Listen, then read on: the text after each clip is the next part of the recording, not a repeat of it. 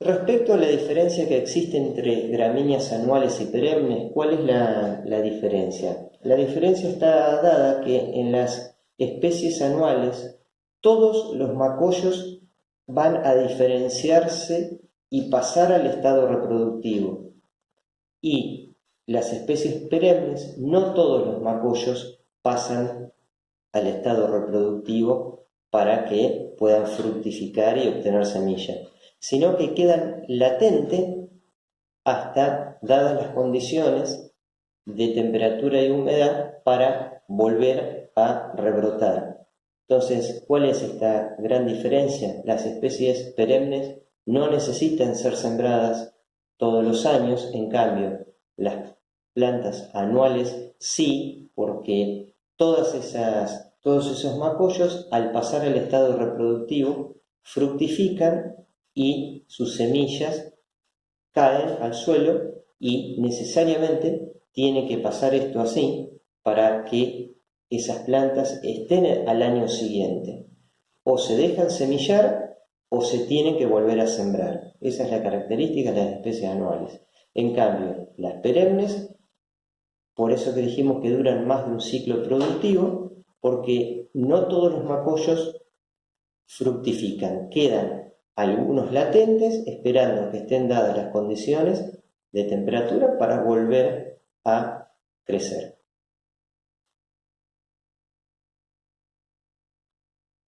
¿Qué especies de gramíneas perennes implantadas son las más comunes? Son las que figuran acá en la diapositiva: pastobillo, cebadilla, raygras perenne, phalaris, festuca y pasto llorón.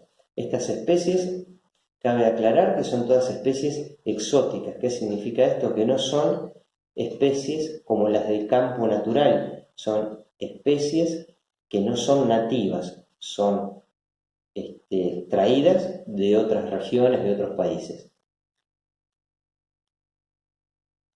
Y dentro de las gramíneas anuales vamos a tener lo que consideramos como verdeos de invierno: avena, raygras anual, cebada, centeno y trigo. Estos verdeos de invierno producen aproximadamente en su ciclo unos 6.000 kilos de materia seca por hectárea. ¿Cuáles son los más utilizados? Avena y raygras anual para la zona más húmeda, más mediterránea. Eso significa que requieren de al menos regímenes de lluvia que estén por arriba de los 800 milímetros anuales. Y el centeno podría ser otro verdeo de invierno también utilizado, mucho más que la cebada y que el trigo, que se adapta mejor a regiones más secas, con menos régimen de lluvia. Después, dentro de los verdeos de verano, los más comunes tenemos el sorgo, la moa y el mijo. Hoy se está implementando ya desde hace unos años el uso de la soja como un verdeo de verano también. El sorgo forrajero es el casi verdeo por excelencia, produce mucho volumen de forraje, como lo indica ahí. Estos verdeos en promedio general producen entre 8.000 y 10.000 kilos de materia seca por hectárea, el sorgo a veces un poco más. Y la moa y el mijo se utilizan más que nada para hacer reservas forrajeras y no utilizarlo tanto en pastoreo directo. Leguminosas. Dentro de las leguminosas vamos a tener los tréboles y la alfalfa, lotus y merilotus, pero vamos a focalizarnos principalmente en la alfalfa y los tréboles. La alfalfa y trébol rojo principalmente tienen un sistema de raíz pivotante. La alfalfa puede llegar a tener hasta 1 metro de raíz. Eso ya nos indica que no se adapta a cualquier tipo de suelo. La alfalfa necesita de suelos más bien sueltos, con poca arcilla, que no se inunden. Entonces, la alfalfa, ya esto no, desde el punto de vista agronómico, nos permite pensar que va a estar ubicada en zonas no tan arcillosas. Entonces se ubican más al oeste de la provincia de Buenos Aires, sur de Córdoba, Santa Fe, zonas típicas de tambo o de engorde, zonas que los suelos se adaptan mucho a las características que requiere esta planta. Y una característica que tienen todas las leguminosas es que logran una simbiosis con una bacteria del género Rhizobium que se encuentra en el suelo. Esta bacteria puede fijar nitrógeno de la atmósfera al suelo y esa bacteria forma un nódulo que se aloja en la raíz de estas leguminosas. Entonces, ahí hay un beneficio mutuo, por eso es que es una simbiosis. Puede estar aportando nitrógeno del aire al suelo. Y es una manera de fertilización para esa planta. Y al combinarlo con otras especies como las gramíneas, ¿no? Después vamos a hablar de las mezclas de pasturas, aportan mucho nitrógeno, principalmente al suelo.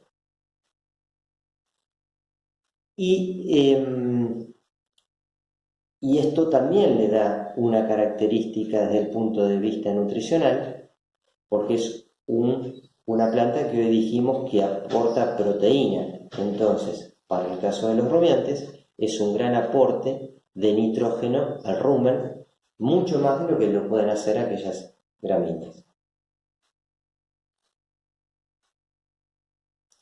Este es el típico de hoja de las especies leguminosas, que no tiene nada que ver con las gramíneas, que era una lámina. En este caso vemos que las hojas pueden ser trifoliadas, como lo indica ahí, y es la típica hoja de trébol.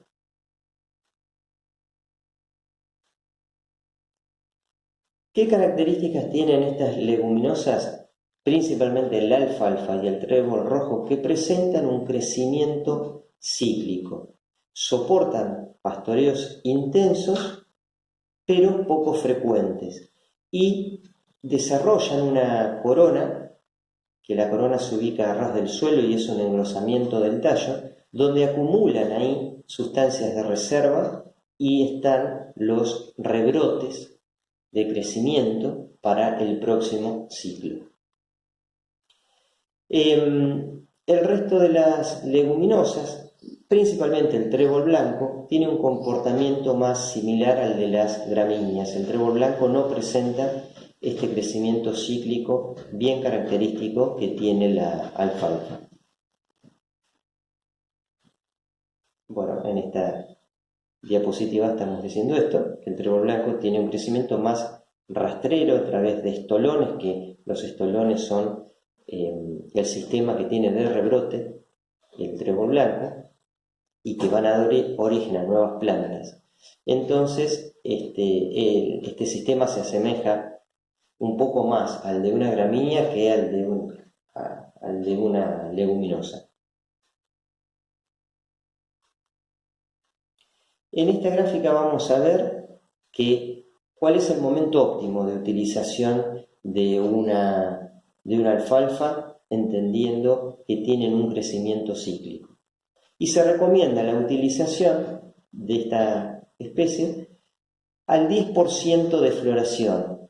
Cuando vemos, por ejemplo, el indicador es 1 o 2 flores, cuando vamos al potrero que está sembrado con alfalfa y vemos 1 o 2 flores, estamos aproximadamente alrededor de ese 10% de floración. Ese es un buen indicador para encontrar un equilibrio entre la cantidad y la calidad de ese recurso, y además otro indicador muy valioso que es que a ese estado de floración se encuentran sus reservas completas en la raíz, y esas reservas son las que va a necesitar para rebrotar una vez que esa planta fue pastoreada. Entonces, el indicador es 10% de floración en primavera, o que los rebrotes basales, como lo indica ahí la diapositiva donde dice rebrote basal, ese rebrote basal tiene que tener entre 2 centímetros, 2 centímetros y medio. Ese es otro indicador de que las sustancias de reserva de la raíz están completas, quiere decir que ahí estamos en el fin del ciclo del cúmulo de reservas en la raíz, para que después, cuando esa planta, reitero, es pastoreada, pueda volver a rebrotar. Acá vemos en otra gráfica cómo una planta, una vez pastoreada, va a hacer uso de sus reservas para crecer. Y después, cuando llega a una determinada altura, como vemos ahí, ya después de los 20 centímetros de altura o más, ya empieza a estar sus reservas nuevamente casi completas.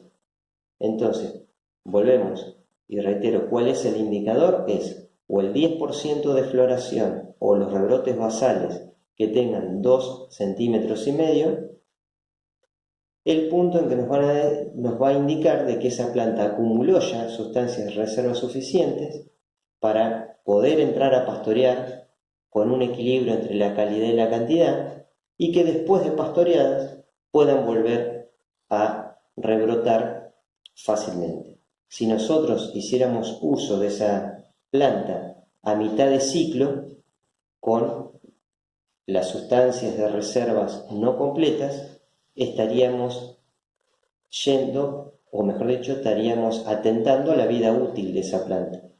Cuando la pastoreamos de manera inadecuada, en todas las especies en general, lo que va a pasar es que con el tiempo van a desaparecer o van a perderse plantas que en realidad con un buen manejo podrían durar varios años.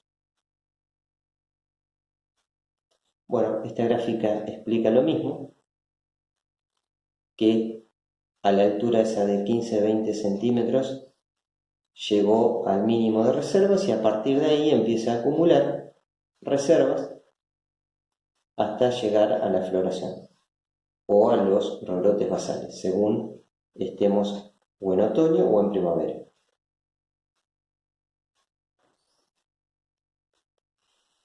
Acá vamos a ver un ejemplo de dónde se ubican las diferentes especies de acuerdo a las características de suelo del lugar. La loma principalmente siempre va a estar destinada para el uso de alfalfa dentro de las leguminosas, cebadilla dentro de las gramíneas. Esa mezcla alfalfa-cebadilla es muy utilizada en tambo. Después tenemos también trébol rojo, pastobillo, raygras perenne y phalaris. Vamos a hacer más que nada hincapié en esas especies. Después, cuando vamos hacia una media loma, trébol blanco y festuca, raygras anual, son especies que se adaptan muy bien a ese tipo de suelo. Y si vamos hacia los bajos, van a predominar principalmente especies como agropiro. No la mencioné anteriormente, pero aprovecho el momento para mencionar acá. Es una gramínea que se adapta muy bien a suelos con altos contenidos de sodio, y especies leguminosas como Melilotus, también con las mismas características de adaptación, suelos con mucha sodicidad, y esas dos especies son las que se adaptan a ese tipo de suelo. El resto de las nombradas es muy difícil que puedan desarrollarse en esas condiciones.